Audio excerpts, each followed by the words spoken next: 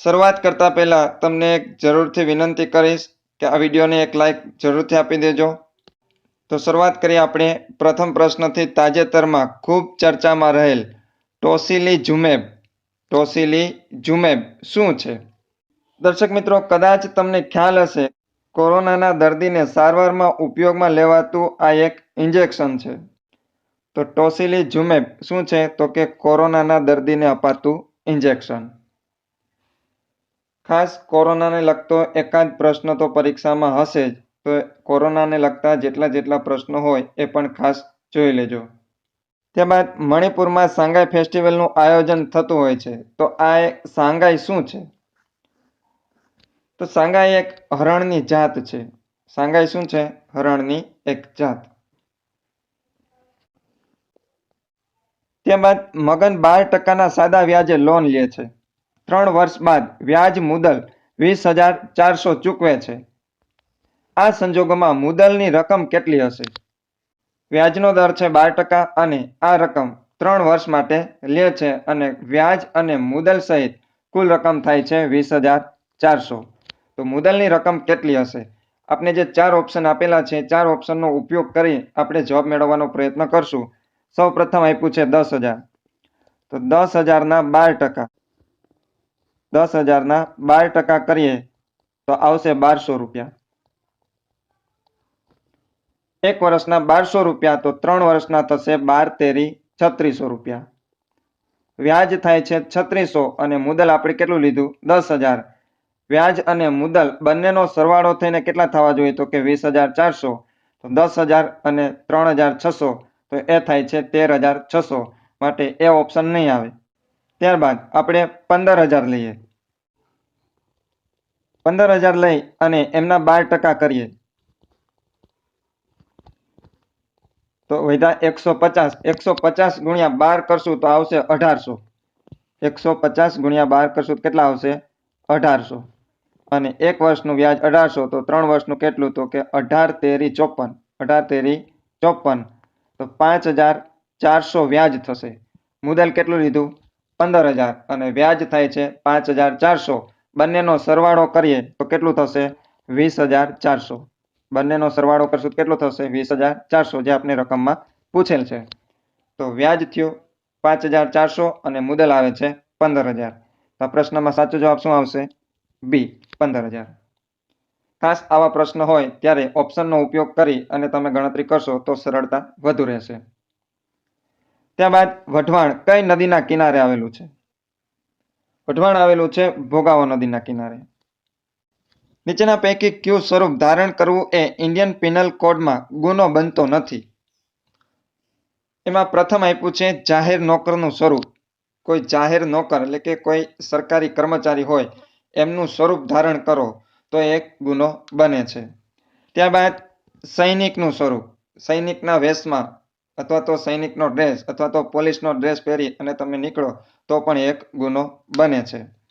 ચૂંટણીમાં બીજાનો વેશ ધારણ કરવો, ચૂંટણી સમયે પણ તમે કોઈ અન્યનો વેશ ધારણ કરો તો પણ ગુનો બનશે। પરંતુ રબારીનો વેશ ધારણ કરવો અન્ય સામાન્ય દિવસોમાં, રબારીનો વેશ ધારણ કરો તો એ ગુનો બનતો નથી। જવાબમાં આવશે બી।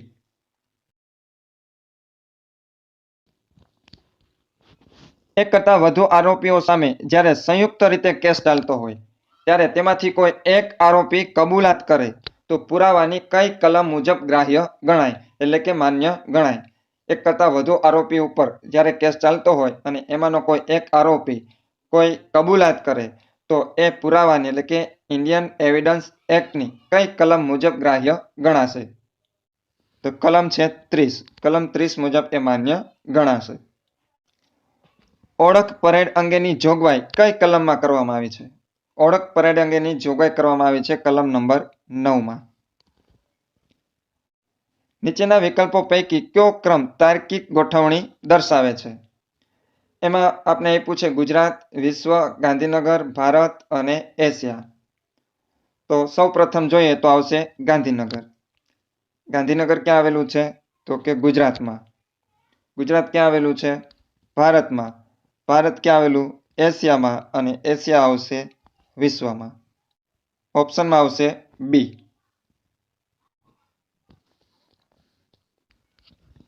કયા મંદિરને કાળા પેગોડાના નામે ઓળખવામાં આવે છે? કાળા પેગોડાના નામે ઓળખવામાં આવે છે કોણાર્કનું સૂર્ય મંદિર.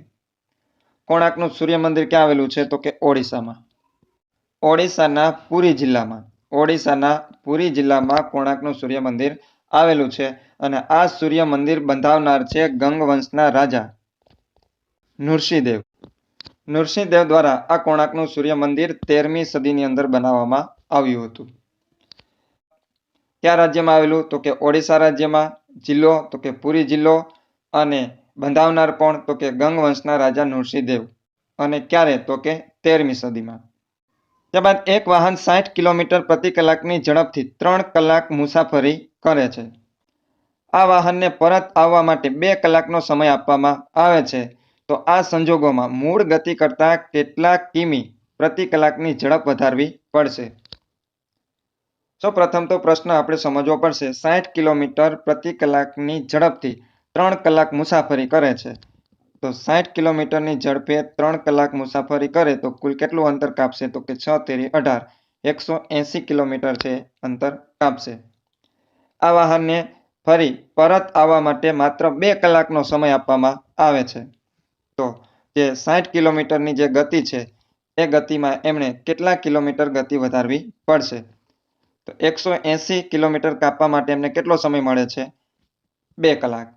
180 ભાગ્યા 2 કરીએ તો એમની સ્પીડ કેટલી હોવી જોઈએ? 90 કિલોમીટરની સ્પીડ હોવી જોઈએ. જાય છે ત્યારે કેટલી સ્પીડ હતી? તો કે 60ની સ્પીડ હતી. અને આવે છે ત્યારે એમની સ્પીડ કેટલી હોવી જોઈએ? 90ની સ્પીડ હોવી જોઈએ. તો કેટલા કિલોમીટરની સ્પીડ વધી?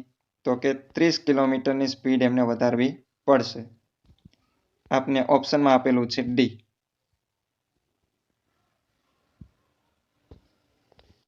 ન્યાયાલય શબ્દમાં કોનો સમાવેશ થતો નથી? તો ન્યાયાલય શબ્દમાં તમામ ન્યાયાધીશનો સમાવેશ થશે, મેજિસ્ટ્રેટનો સમાવેશ થશે, કાયદા મુજબ પુરાવો લેવાનો અધિકાર ધરાવતી જે વ્યક્તિઓ છે એમનો પણ સમાવેશ થશે. એટલે આ તમામનો સમાવેશ છે એ ન્યાયાલયમાં થશે. લાશનું પોસ્ટમોર્ટમ કરવું ક્યારે જરૂરી બને છે? જ્યારે કોઈ વ્યક્તિ આકસ્મિક કારણોથી મૃત્યુ પામતો હોય અથવા તો કોઈ શંકાસ્પદ રીતે એમનું મૃત્યુ થયું હોય ત્યારે એમનું પોસ્ટમોર્ટમ છે કરવું જરૂરી બને છે. એટલે જવાબમાં આવશે ડી, ઝેરી પ્રવાહી પીવાથી મૃત્યુ થાય. બાકી લાંબી બીમારીથી મૃત્યુ થાય, હોસ્પિટલમાં કોઈ રોગને કારણે મૃત્યુ થાય, હૃદય રોગના હુમલાને કારણે મૃત્યુ થાય તો એમનું પોસ્ટમોર્ટમ કરવું ફરજિયાત હોતું નથી. જેમાં અભિલેખો રાખવામાં આવતા હોય તેમને શું કહેવામાં આવે છે? અભિલેખો જેમાં રાખવામાં આવતા હોય એમને કહેવામાં આવે છે અભિલેખાગાર. સામાજિક રીત રિવાજોનો સમાવેશ કયા પ્રકારના પર્યાવરણમાં થાય છે? સામાજિક રીત રિવાજોનો સમાવેશ થાય છે સાંસ્કૃતિક પર્યાવરણમાં. સાંસ્કૃતિક પર્યાવરણ. બ્રહ્મો સમાજની સ્થાપના કોણે કરી હતી? તો બ્રહ્મો સમાજની સ્થાપના કરનાર છે રાજારામ મોહન રાય. બ્રહ્મ સમાજની સ્થાપના ક્યારે થઈ હતી? તો કે 1829માં. 1829માં. સમલૈંગિક સંબંધોને માન્યતા આપવા માટે કયો કાયદો સુપ્રીમ કોર્ટે રદ કર્યો? સમલૈંગિક સંબંધોને માન્યતા આપવા માટે સુપ્રીમ કોર્ટ દ્વારા કલમ 377 રદ કરવામાં આવ્યો છે. ભારતીય ફોજદારી ધારો 1860માં કાવતરાની વ્યાખ્યા મુજબ તેમાં કેટલી વ્યક્તિ હોવી જોઈએ? કાવતરાની વ્યાખ્યા મુજબ જો વાત કરીએ તો એમાં 2 અથવા તો 2 કરતાં વધુ વ્યક્તિ હોવી જોઈએ. એટલે કે ઓછામાં ઓછી 2 વ્યક્તિ હોવી જોઈએ તો એ કાવતરું ગણાય. દુનિયાને સાપેક્ષવાદનો સુપ્રસિદ્ધ સિદ્ધાંત કોણે આપ્યો? સાપેક્ષવાદનો સિદ્ધાંત આપનાર છે આઈન્સ્ટાઈન. પ્રાચીન ભારતનો સુવર્ણ યુગ તરીકે કોને ઓળખવામાં આવે છે? પ્રાચીન ભારતનો સુવર્ણ યુગ તરીકે ઓળખાય છે ગુપ્ત યુગ. અને આ ગુપ્ત યુગની સ્થાપના કરનાર છે શ્રીગુપ્ત. ગુપ્ત યુગને સુવર્ણ યુગ તરીકે શા માટે ઓળખાય છે? તો કે તે સમયમાં કલા, સાહિત્ય, વિજ્ઞાન, ઇજનેર આ તમામ બાબતોમાં સારો એવો વિકાસ થયો હતો. માટે ગુપ્ત યુગને સુવર્ણ યુગ તરીકે ઓળખવામાં આવે છે. અને આ યુગની સ્થાપના વિશે જો વાત કરીએ તો એમની સ્થાપના થઈ હતી ઈસવીસન 320માં. અને એનો સમયગાળો છે 320 થી 550. ઈસવીસન 320 થી ઈસવીસન 550 આ સમયગાળો ગુપ્ત યુગનો છે. અહમદનગર હાલમાં કયા નામે ઓળખાય છે? અહમદનગર હાલમાં ઓળખાય છે હિંમતનગરથી. ત્યારબાદ આપણે એક સિરીઝ આપેલી છે 5, 20, 45 અને 80. ત્યારબાદ કઈ રકમ આવશે એ આપણે શોધવાની છે. તો સૌ પ્રથમ જોઈએ 5 ગુણ્યા 1 નો સ્ક્વેર એટલે આવશે 5. ત્યારબાદ 5 ગુણ્યા 2 નો સ્ક્વેર એટલે આવશે 20. ત્યારબાદ 5 ગુણ્યા 3 નો સ્ક્વેર એટલે આવશે 45. એવી જ રીતના 5 ગુણ્યા 4 નો સ્ક્વેર આવશે 80 અને 5 ગુણ્યા 5 નો સ્ક્વેર 5 5 25. 25 ગુણ્યા 5 કરીએ એટલે આવશે 125. 125. ત્યારબાદ આપણે આપ્યું છે 2345 પ્લસ 1246 પ્લસ 6543 પ્લસ 3421 નો એકમનો અંક શું હશે?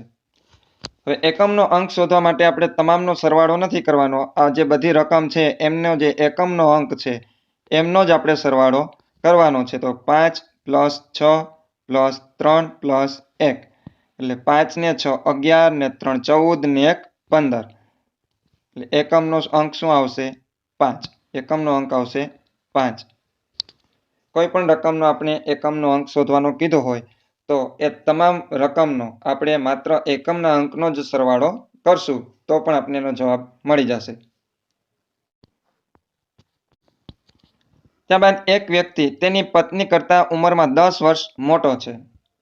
તેની પત્ની તેની દીકરી કરતા 2.5 ગણી વધારે ઉંમરની છે, જે અત્યારે 14 વર્ષની છે. એટલે કે એમની દીકરીની ઉંમર છે 14 વર્ષ. તો તે વ્યક્તિની ઉંમર તેની દીકરીના જન્મ સમયે કેટલી હશે? ખાસ પ્રશ્ન સમજો. એક વ્યક્તિ તેની પત્ની કરતા ઉંમરમાં 10 વર્ષ મોટો છે. એની પત્નીની ઉંમર આપણે આપી નથી, પરંતુ આપણે એમની દીકરીના અનુસંધાને આપણે એની માહિતી આપી છે. તો તેની પત્ની તેની દીકરી કરતા 2.5 ગણી વધારે ઉંમરની છે. તો અત્યારે એમની દીકરીની ઉંમર છે 14 વર્ષ. દીકરીની ઉંમર કેટલી છે? 14 વર્ષ. તો માતાની ઉંમર એની ઉંમર કરતા 2.5 ગણી હશે. તો 14 ગુણ્યા 2.5 કરીએ તો 14 દુ 28 અને 7 બીજા એટલે આવશે 35. માતાની ઉંમર આપણે કેટલી મળી? 35. તો પતિની ઉંમર છે માતાની ઉંમર કરતા એટલે કે પત્નીની ઉંમર કરતા કેટલા વર્ષ મોટો છે? તો કે 10 વર્ષ. તો પતિની ઉંમર આપને મળશે પ્લસ 10 એટલે 45. પતિની ઉંમર આપને મળશે 45 વર્ષ. તો તે વ્યક્તિની ઉંમર તેની દીકરીના જન્મ સમયે કેટલી હશે? તો એ દીકરીની ઉંમર કેટલી છે હાલ? 14 વર્ષની. તો 45 માંથી આપણે 14 બાદ કરી દઈએ તો આપને મળશે 31. દીકરીના જન્મ સમયે એ વ્યક્તિની ઉંમર હશે 31 વર્ષ. ખાસ ફરીથી એક વખત જોઈ લઈએ. એક વ્યક્તિ તેની પત્ની કરતા ઉંમરમાં 10 વર્ષ મોટો છે. તેની પત્ની તેની દીકરી કરતા 2.5 ગણી વધારે ઉંમરની છે, જે અત્યારે 14 વર્ષની છે. તો તે વ્યક્તિની ઉંમર તેની દીકરીના જન્મ સમયે કેટલી હશે? દીકરીની ઉંમર છે 14 વર્ષ. એમની માતાની ઉંમર એમની ઉંમર કરતા 2.5 ગણી છે, એટલે 14 ગુણ્યા 2.5 કરીએ એટલે આવશે 35 વર્ષ. એટલે આપને પત્નીની ઉંમર મળી. પતિની ઉંમર પત્નીની ઉંમર કરતા 10 વર્ષ મોટી છે, એટલે કે 10 વર્ષ વધુ છે કરીએ એટલે આપને મળશે 45. હાલની ઉંમર દીકરીના જન્મ સમયે જો વાત કરીએ તો દીકરી 14 વર્ષની છે, તો 45 માંથી 14 બાદ કરીએ તો આપને મળશે 31 વર્ષ. જવાબ આપને આપ્યો છે સી, 31. સમાજશાસ્ત્ર મુજબ જ્ઞાતિના મૂળભૂત લક્ષણો કોણે દર્શાવ્યા છે? સમાજશાસ્ત્ર મુજબ જો વાત કરીએ તો જ્ઞાતિના મૂળભૂત લક્ષણો દર્શાવનાર છે ડોક્ટર ધૂર્પ. ડોક્ટર ધૂર્પ. દુનિયાને સાપેક્ષવાદનો સુપ્રસિદ્ધ સિદ્ધાંત કોણે આપ્યો? આ પ્રશ્ન ફરીથી રિપીટ થયો છે. સાપેક્ષવાદનો સિદ્ધાંત આપનાર છે આઈન્સ્ટાઈન. કયા જિલ્લાના કોળીઓ દ્વારા દરિયાપીરનો ઉત્સવ મનાવાય છે? દરિયાપીરનો ઉત્સવ મનાવાય છે ભાવનગર જિલ્લાના કોળીઓ દ્વારા. બંધારણ સભામાં કુલ 15 મહિલા સભ્યો હતા. તે પૈકી ગુજરાતી મહિલા સભ્ય કોણ હતા? બંધારણ સભાની અંદર જે 15 મહિલા સભ્યો હતા એમાં ગુજરાતી મહિલા હતા હંસાબેન મહેતા. હંસાબેન મહેતા. આજીવન કેદની સજા ભોગવતી વ્યક્તિ ખૂન કરે તો તેને કઈ સજા થાય? કોઈ ગુનેગાર છે જે આજીવન કેદની સજા ભોગવી રહી છે અને એ ખૂન કરે તો એમને વધારાની 10 વર્ષની સજા મળશે. આજીવનની સજા મળશે પ્લસ 10 વર્ષની સજા વધારાની પણ મળશે. લૂંટ કેવી મિલકતની થઈ શકે? લૂંટ છે એ સ્થાવર મિલકતની થઈ શકે અને જંગમ મિલકતની પણ થઈ શકે. એટલે જવાબ છે સી, બંને. પરંતુ ચોરીની વાત થાય કે ચોરી કેવા મિલકતની થઈ શકે તો માત્ર ને માત્ર જંગમ મિલકતની જ ચોરી થઈ શકે. સ્થાવર મિલકતને ખસાડી શકાતી નથી, માટે સ્થાવર મિલકતની ચોરી થઈ શકે નહીં, પરંતુ લૂંટ થઈ શકે. લૂંટની વ્યાખ્યા અલગ છે અને ચોરીની વ્યાખ્યા પણ અલગ છે. બંધારણ સભામાં સૌથી વધુ સભ્ય ધરાવતું દેશી રજવાડું કયું હતું? સૌથી વધુ સભ્ય ધરાવતું દેશી રજવાડું હતું મૈસૂર.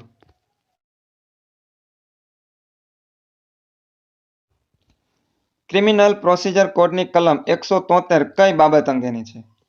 ક્રિમિનલ પ્રોસિજર કોડની કલમ 173 છે અન્વેષણ પૂરું થયા બાદ પોલીસ અધિકારીનો અહેવાલ. અન્વેષણ પૂરું થયા બાદ પોલીસ અધિકારીનો અહેવાલ.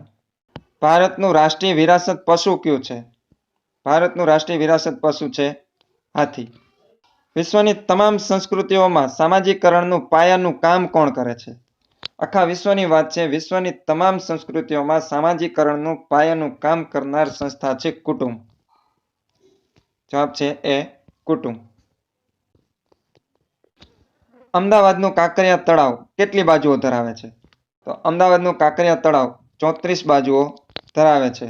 આ કાંકરિયા તળાવ બંધાવનાર કોણ છે? વાત કરીએ તો કાંકરિયા તળાવ બંધાવનાર છે કુતુબુદ્દીન અહમદ શાહ. કુતુબુદ્દીન અહમદ શાહ બીજો. ક્યારે બંધાવેલું છે આ તળાવ? તો કે 15મી સદીમાં. 15મી સદીમાં. જ્યારે આ તળાવ બંધાવ્યું ત્યારે એ હોજ એ કુતુબ તરીકે ઓળખાતું હતું. દેશ અને તેની રાષ્ટ્રીય રમતનું અયોગ્ય જોડકું શોધો. સૌપ્રથમ આપ્યું છે સ્પેન, એમની રાષ્ટ્રીય રમત છે બુલફાઇટ. પાકિસ્તાન, એમની રાષ્ટ્રીય રમત છે હોકી. ચીન, એમની રાષ્ટ્રીય રમત છે ટેબલ ટેનિસ. બેડમિન્ટન નહીં આવે, એટલે આ એક જોડી ખોટી છે. જવાબમાં પણ આવશે સી. ચીનની રાષ્ટ્રીય રમત છે ટેબલ ટેનિસ. અને રશિયાની વાત કરીએ તો એમની રાષ્ટ્રીય રમત છે ફૂટબોલ. ત્યારબાદ શ્રેણી પૂર્ણ કરો. સૌપ્રથમ છે 64, 49, 36 અને 25. સિરીઝને આપણે જો ઊંધેથી શરૂઆત કરીએ તો 5નો સ્ક્વેર 25, 6નો સ્ક્વેર 36, 7નો સ્ક્વેર 49, 8નો સ્ક્વેર 64. તો 25 પછી આવશે 4નો સ્ક્વેર. 4નો સ્ક્વેર એટલે 16. નીતિ આયોગ ક્યારથી અમલમાં આવેલ છે? તો નીતિ આયોગની અમલવારી થઈ છે 1 જાન્યુઆરી 2015થી. ત્યારબાદ 38મો પ્રશ્ન જોઈએ. 3 જુદા જુદા રસ્તા પર આવેલી ટ્રાફિક લાઇટો અનુક્રમે 24, 36 અને 54 સેકન્ડે બદલાતી હોય છે. જો તે બધી જ એક સાથે સવારના 10:15 એટલે કે 10:15 વાગ્યે બદલાય હોય તો હવે ફરી એક સાથે ક્યારે બદલાશે? 3 ટ્રાફિક લાઇટ છે જે 24, 36 અને 54 સેકન્ડે બદલાય છે અને એ એક સાથે સવારે 10:15 બદલાણી હતી. તો હવે ત્યારબાદ એક સાથે ક્યારે બદલાશે એ આપણે જોવાનું છે. સૌ પ્રથમ તો 24, 36 અને 54 નો લસા લઈએ. 24, 36 અને 54 નો લસા લઈએ તો મળશે 216. 216 સેકન્ડ આવશે. આપણે સેકન્ડની અંદર પ્રશ્ન પૂછ્યો છે તો 24, 36 અને 54 નો લસા લઈએ તો આવશે 216. લસા લેતા તમને આવડતું હોવું જોઈએ. હવે 216 સેકન્ડ એટલે કેટલી મિનિટ થશે? તો 216 ને 60 વડે ભાંગીએ. 216 ને 60 વડે ભાંગીએ તો આવશે 3 મિનિટ અને 36 સેકન્ડ.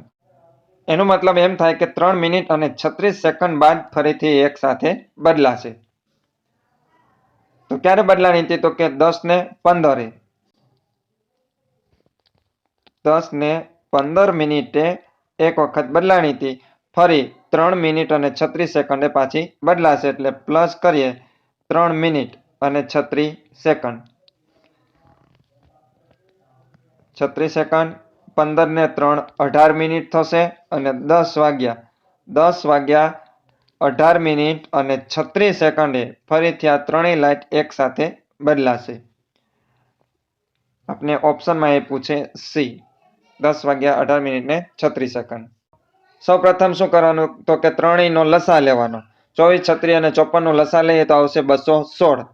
216 ને આપણે 60 વડે ભાંગીએ તો આપને મળશે 3 મિનિટ અને 36 સેકન્ડ. એટલે કે ફરીથી પાછી આ ત્રણેય લાઇટ 3 મિનિટ અને 36 સેકન્ડે બદલાશે.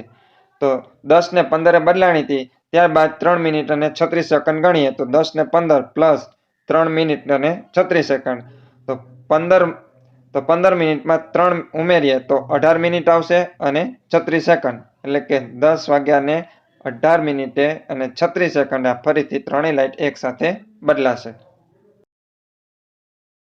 ત્યારબાદ યશ ₹24,000 માં 2 લેપટોપ ખરીદે છે. 2 લેપટોપની ખરીદ કિંમત કેટલી છે? 24,000. હવે પ્રથમ લેપટોપ 15% નફાથી અને બીજું લેપટોપ 9% ખોટથી વેચે છે તો તેને ફાયદો કે નુકસાન થતું નથી. તો બંને લેપટોપની ખરીદ કિંમત શોધો. પ્રથમ લેપટોપ 15% નફાથી વેચે છે, જ્યારે બીજું લેપટોપ 9% ખોટથી વેચે છે તો એને નફોય નથી થતો અને નુકસાન પણ નથી થતું. તો બંને લેપટોપની કિંમત આપણે શોધવાની છે. જોઈએ, સૌ પ્રથમ લખીએ આપણે 15% નફો અને 9% નુકસાન. આનાથી કોઈ નફોય નથી થતો અને કોઈ નુકસાન પણ થતું નથી, એટલે કે 0% નફો નુકસાન છે. તો આપણે એને ક્રોસમાં લખવું પડશે. 15% ને 9 માં ફેરવીએ અને 9% ને આપણે 15% ફેરવીએ તો 9 અને 15. 9 અને 15 નો ગુણોત્તર મેળવીએ તો 3:5 આવશે. બંનેનું પ્રમાણ કેટલું આવ્યું? 3:5. હવે 24,000 ને 3:5 માં વેચીએ તો 24,000 ગુણ્યા 3 ભાગ્યા 8. 8 શા માટે? તો કે 3 અને 5 નો સરવાળો કરવાનો. 24,000 ગુણ્યા 3 ભાગ્યા 8. 8 તેરી 24. કેટલા થયા? 3,000. 3 ગુણ્યા 3 એટલે આવશે 9,000. પ્રથમ લેપટોપની કિંમત આવશે 9,000 અને બીજા લેપટોપની કિંમત મેળવીએ તો 24,000 ગુણ્યા 5 ભાગ્યા 8. 8 તેરી 24. 3,000 ગુણ્યા 5 કરીએ તો 5 તેરી 15. બીજા લેપટોપની કિંમત આપને મળશે 15,000. આપને ઓપ્શનમાં આપેલું છે બી. ભારતના બંધારણમાં રાજનીતિના નિર્દેશક તત્વો એ કયા દેશના બંધારણમાંથી લેવામાં આવ્યા છે? રાજનીતિના નિર્દેશક તત્વો લેવામાં આવે છે આયર્લેન્ડના બંધારણમાંથી. નાગરિકોની ફરિયાદોના નિવારણ માટે ગુજરાત સરકારના સ્વાગત પ્રોજેક્ટની શરૂઆત ક્યારે થઈ? ગુજરાત સરકારની અંદર સ્વાગત પ્રોજેક્ટની શરૂઆત થઈ છે 2003 થી. ત્યારબાદ ભારતના બંધારણમાં કયા અનુચ્છેદ મુજબ રાષ્ટ્રપતિ લોકસભામાં 2 એંગ્લો ઇન્ડિયનની નિમણૂક કરી શકે છે? રાષ્ટ્રપતિ દ્વારા લોકસભાની અંદર અનુચ્છેદ નંબર 331 મુજબ 2 એંગ્લો ઇન્ડિયનની નિમણૂક કરી શકે છે. અમદાવાદનો શાહીબાગનો બગીચો કોણે બંધાવ્યો હતો? શાહીબાગનો બગીચો બંધાવનાર છે શાહજહાં. કોમ્પ્યુટરમાં અશુદ્ધિને શું કહેવાય? તો કમ્પ્યુટરની અંદર જે અશુદ્ધિ હોય એમને કહેવામાં આવે છે બગ. ત્યારબાદ લાઈફાઈનું પૂરું નામ જણાવો. જે રીતના વાઈફાઈ આવે છે એ જ રીતના અત્યાધુનિક ટેકનોલોજી સાથેનું લાઈફાઈ, એમનું પૂરું નામ છે લાઇટ ફિડેલિટી. રાજ્ય માહિતી પંચની નિમણૂક કોણ કરે છે? રાજ્ય માહિતી પંચની નિમણૂક કરે છે રાજ્યપાલ. માહિતી અધિકાર ધારા હેઠળ માહિતીનો અર્થ શું થાય? માહિતીનો અર્થ થાય છે નોંધ અને દસ્તાવેજો, મેમો અને ઈમેલ, અભિપ્રાયો અને સલાહ. આ ત્રણેય બાબતોનો સમાવેશ છે માહિતીના અર્થમાં આવશે. ત્યારબાદ પૂરા કાર્યક્રમનો ઈરાદો શું રખાયો છે? પૂરા, જેમનું ફૂલ ફોર્મ થશે providing urban amenities to rural area. Providing urban amenities to rural area. અને આ કાર્યક્રમ થકી શહેરી વિસ્તારોમાં પ્રાપ્ય સવલતો ગ્રામ્ય વિસ્તારોમાં પૂરી પાડવી અને ગ્રામ્ય વિસ્તારોને દુનિયા સાથે જોડાણ પૂરું પાડવું. આ બંનેના ઈરાદાથી પૂરા કાર્યક્રમ છે એ શરૂ કરવામાં આવ્યો છે. ભારત સરકારનો આવકવેરા વિભાગ નાણાં મંત્રાલયના કયા વિભાગ હેઠળ કામ કરે છે? ભારત સરકારનો આવકવેરા વિભાગ એ મહેસૂલ વિભાગ નીચે કાર્ય કરે છે. આવશે મહેસૂલ. નાણાકીય નીતિ કોણ ઘડે છે? જવાબ છે સી, કેન્દ્રીય બેંક. કેન્દ્રીય બેંક દ્વારા છે નાણાકીય નીતિ ઘડવામાં આવતી હોય છે. ત્યારબાદ કીબોર્ડની પ્રથમ લાઇનમાં ડાબી બાજુથી જમણી બાજુ તરફ જતા કીનો ક્રમ કયો હોય છે? કીબોર્ડની પ્રથમ લાઇનની અંદર ડાબી બાજુથી જમણી બાજુ જતા આવશે QWERT. QWERT. નીચેનામાંથી કયો શબ્દ અન્ય સાથે બંધ બેસતો નથી? એમાં પ્રથમ આપ્યું છે પ્લેટફોર્મ, બંદર, બસ સ્ટેન્ડ અને બગીચો. પ્લેટફોર્મ, બંદર અને બસ સ્ટેન્ડ છે એ મુસાફરી માટેનું એક સ્ટેન્ડ છે, જ્યારે બગીચો છે એ હરવા ફરવા માટેનું એક સ્થળ છે. એટલે બગીચો છે અલગ પડશે. નીચેનામાંથી કયો શબ્દ કન્ટેનમેન્ટમાંથી બનતો નથી? પ્રથમ 3 શબ્દ છે એ કન્ટેનમેન્ટમાંથી બને છે, જ્યારે છેલ્લું છે આપણે આપ્યું છે ટેનામેન્ટ, એમાં એ આપેલો છે, જ્યારે મૂળ શબ્દમાં કન્ટેનમેન્ટની અંદર એ આવતો નથી, માટે ડી છે એ શબ્દ નહીં બને. 7 મીટર લંબાઈની દોરીથી થાંભલા સાથે બાંધેલી ગાય એક ચક્કર મારતા કેટલા મીટર અંતર કાપશે? એક થાંભલા સાથે 7 મીટર લંબાઈની દોરીથી બાંધેલ ગાય એક ચક્કર લગાવે તો આપણે એનું પરિઘ શોધવું પડશે, અને પરિઘ શોધવા માટેનું સૂત્ર છે 2πr. 2πr. તો કિંમત મૂકીએ. 2 ગુણ્યા પાઈની કિંમત છે 22/7. 22/7 અને r એટલે કે 7 મીટર ગુણ્યા 7 કરીએ, 7 ઉડી જશે, વધશે 2 ગુણ્યા 22 એટલે આવશે 44. કોઈ પણ વસ્તુનું પરિઘ શોધવું હોય તો એમનું સૂત્ર છે 2πr. આપને ઓપ્શનમાં આપેલું છે ડી, 44. ત્યારબાદ પ્રથમ નળ 20 મિનિટમાં એક ટાંકી ભરે છે, જ્યારે બીજો નળ 30 મિનિટમાં ખાલી કરે છે. તો બંને નળ એક સાથે ખોલવામાં આવે તો ટાંકી કેટલા સમયમાં ભરાશે? સૌપ્રથમ આપણે 2 નળ આપ્યા છે. એક નળ ભરવાનું કામ કરે છે અને બીજો નળ ખાલી કરવાનું કામ કરે છે. તો 20 મિનિટ અને 30 મિનિટ આ બંનેનો આપણે લસા લઈએ તો ટાંકીની ક્ષમતા મળશે આપને. 20 અને 30 નો લસા આવશે 60. 20 અને 30 નો લસા કેટલો આવશે? 60. તો 20 ને કેટલાથી ગુણ્યા તો 60 આવે? તો કે 3 થી. અને 30 ને કેટલાથી ગુણ્યા તો 60 આવે? 2 થી. હવે બીજો નળ છે એ શું કરે છે? તો કે ખાલી કરવાનું કામ કરે છે, એટલે 2 માઇનસ કરશું. 3 માંથી 2 બાદ કરીએ તો આવશે 1. ટાંકીની ક્ષમતા કેટલી છે? 60 લીટરની. અને 1 મિનિટમાં કેટલા લીટર ભરશે? તો કે 1 લીટર. 60 લીટરની ટાંકી હોય તો કેટલી મિનિટ જોશે? 60. એટલે 60 ભાગ્યા 1 કરીએ એટલે આવશે 60. 60 મિનિટ જોશે. ત્યારબાદ ડેવલપમેન્ટ એઝ ફ્રીડમ ના લેખક કોણ છે? ડેવલપમેન્ટ એઝ ફ્રીડમ ના લેખક છે અમર્ત્ય સેન. MS વર્ડમાં છેલ્લે કરેલો ફેરફાર વારંવાર કરવા માટે કઈ ફંક્શન કીનો ઉપયોગ થાય છે? MS વર્ડની અંદર તમે છેલ્લે કોઈ પણ ફેરફાર કર્યો હોય, એ ફેરફારને તમારે વારંવાર કરવો હોય તો F4 નો તમે ઉપયોગ કરશો. F4 જે ફંક્શન કી છે એનો ઉપયોગ કરશો તો છેલ્લે જે તમે ફેરફાર કર્યો છે એ ફેરફાર ફરીથી પાછો થશે. હોમ રૂલ ચળવળનો વિચાર આપનાર કોણ હતા? હોમ રૂલ ચળવળનો વિચાર આપનાર હતા જ્યોર્જ અરુન્ડલે. નહેરુ રિપોર્ટ માટે કયું વિધાન ખરું નથી? તમામ વિધાનો ખરા છે. એમાં પ્રથમ આપ્યું છે અધ્યક્ષ મોતીલાલ નહેરુ, સચિવ હતા જવાહરલાલ નહેરુ અને લોર્ડ બર્કનહેડ દ્વારા બંધારણ ડ્રાફ્ટિંગની ચેલેન્જ કરવામાં આવી હતી. ત્યારબાદ મલેશિયાનું ચલણ કયું છે? મલેશિયાનું ચલણ છે રિંગિટ. વોરંટ કેસ એટલે શું? વોરંટ કેસ એટલે ફાંસી, આજીવન કેદ અથવા તો 2 વર્ષથી વધુ સજાને પાત્ર જે ગુનો હોય એમને કહેવામાં આવે છે warrant case.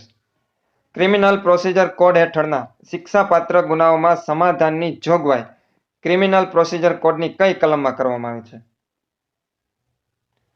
Criminal procedure code એટલે કે IPC હેઠળ શિક્ષાપાત્ર જે ગુનાઓ હોય એમાં સમાધાનની જોગવાઈ પણ કરવામાં આવી છે. તો આ જે જોગવાઈ કરવામાં આવી છે કઈ કલમમાં કરવામાં આવી છે? જવાબ છે બી, 320. ત્યારબાદ ગાંધીજીના પ્રથમ સત્યાગ્રહ એવા ચંપારણ સત્યાગ્રહની સફળતાથી કોણે ગાંધીજીને મહાત્મા કહ્યા હતા? ગાંધીજીને મહાત્મા કહેનાર છે રવિન્દ્રનાથ ટાગોર. આજે બુધવાર છે તો હવે પછી 51 દિવસે કયો વાર આવશે? કુલ આપણે આપ્યા છે 51 દિવસ. તો આપને ખબર છે કુલ વાર છે 7 એટલે 51 ભાગ્યા 7 કરીએ તો 7 × 7 = 49. શેષ વધશે 2. શેષ કેટલી વધી? 2. આજે કયો વાર છે? બુધવાર. બુધવાર પછી 2 દિવસ આપણે ઉમેરીએ. બુધવાર પછી 2 દિવસ એટલે કે ગુરુ અને શુક્ર. તો 51મા દિવસે આવશે શુક્રવાર. સૌ પ્રથમ શું કરવાનું? તો જેટલા દિવસો આપ્યા છે એને ભાગ્યા 7. 7 શા માટે? તો કે કુલ 7 વાર છે. જે શેષ આવે એટલા દિવસો આપણે જે વાર આપ્યો હોય એમાં આપણે ઉમેરી દઈએ તો આપણે જવાબ મળી જશે શુક્રવાર. કોફે-પોસાનો કાયદો કયા પ્રકારના ગુના માટે લાગુ પડે છે? કોફે-પોસાનો કાયદો લાગુ પડે છે દાણચોરી બાબતે. ભ્રષ્ટાચાર નાબૂદી અધિનિયમ હેઠળ સરકારી નોકર લાંચ લે તો કઈ કલમ હેઠળ શિક્ષાની જોગવાઈ કરેલી છે? કોઈ સરકારી નોકર એટલે કે સરકારી કર્મચારી લાંચ લે અને પકડાય તો એમને કલમ નંબર 10 મુજબ શિક્ષા થશે. ગુનાહિત ધમકીની સજાની જોગવાઈ ઇન્ડિયન પિનલ કોડની કઈ કલમમાં કરવામાં આવી છે? જવાબ છે 506. સક્ષમ સરકારી અધિકારીના હુકમનો અનાદર કરવાની શિક્ષા ઇન્ડિયન પિનલ કોડની કઈ કલમ હેઠળ કરવામાં આવી છે? કોઈ સક્ષમ અધિકારી એટલે કે ઉપરી અધિકારી હોય અને એ હુકમ કરવાનો અધિકાર ધરાવતો હોય અને એ હુકમ કરે અને એ હુકમનો કોઈ અનાદર કરે તો ઇન્ડિયન પિનલ કોડની કલમ નંબર 188 મુજબ શિક્ષાને પાત્ર ઠરશે. 188.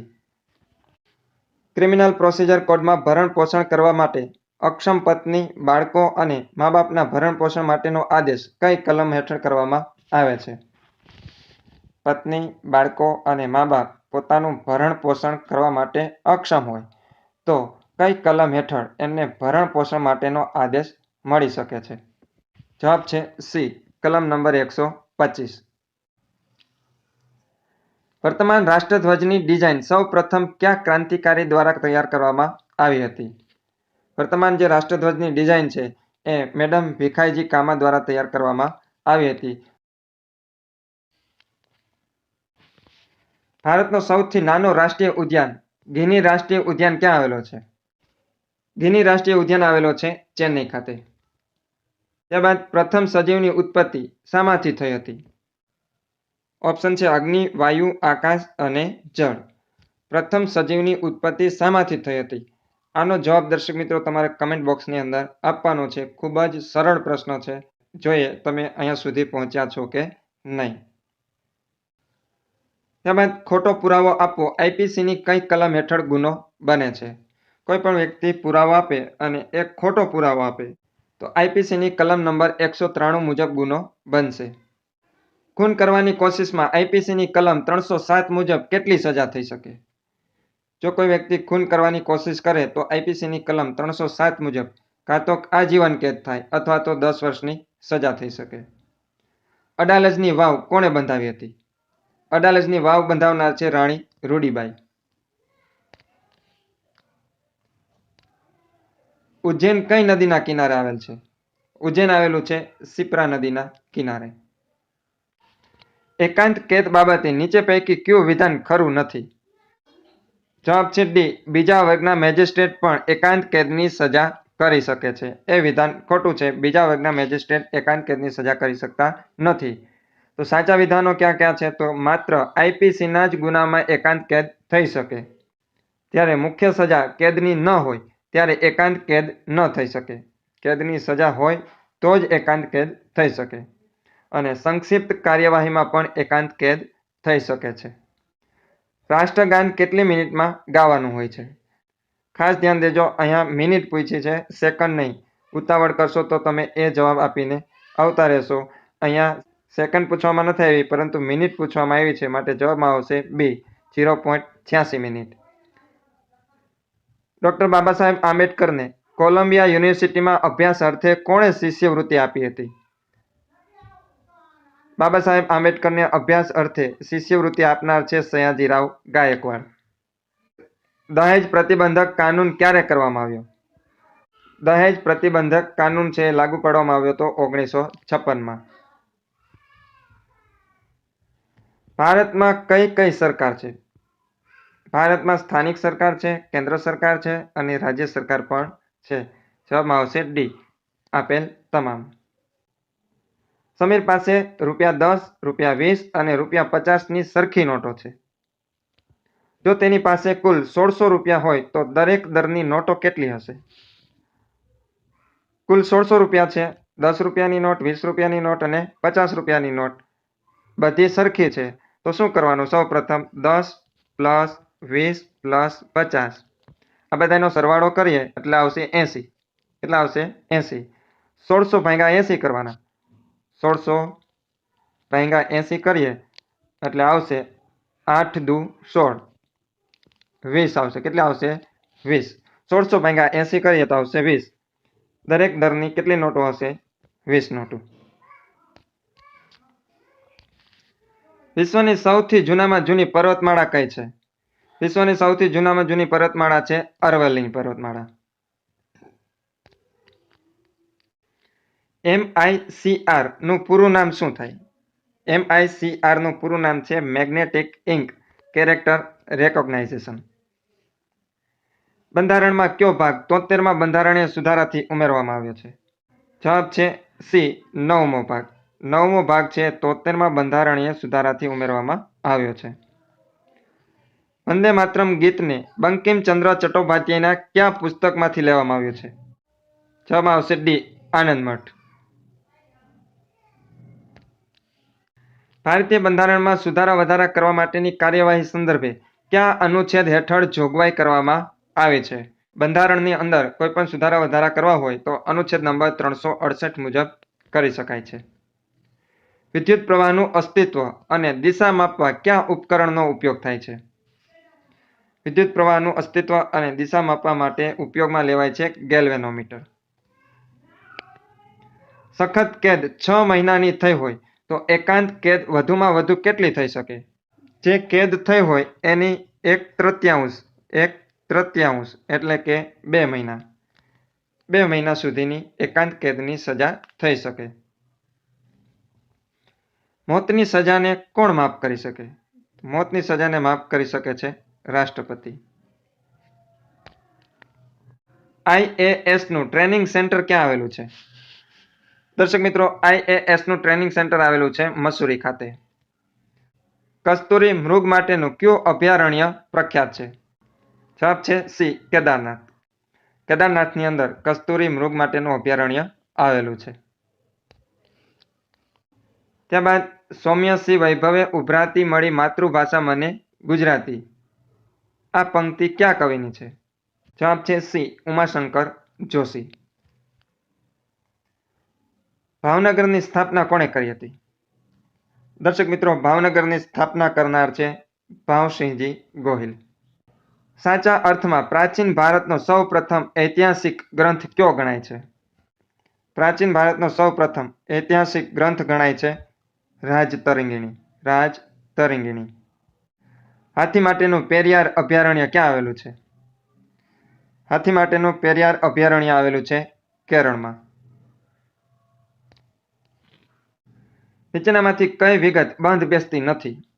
એમાં પ્રથમ આપ્યું છે સંયુક્ત રાષ્ટ્રસંઘનું કાર્યાલયનું વડુ મથક લંડન, વર્લ્ડ બેંકનું વડુ મથક વોશિંગ્ટન, સાર્કનું વડુ મથક કાઠમંડુ અને આંતરરાષ્ટ્રીય ન્યાયાલયનું વડુ મથક હેગ.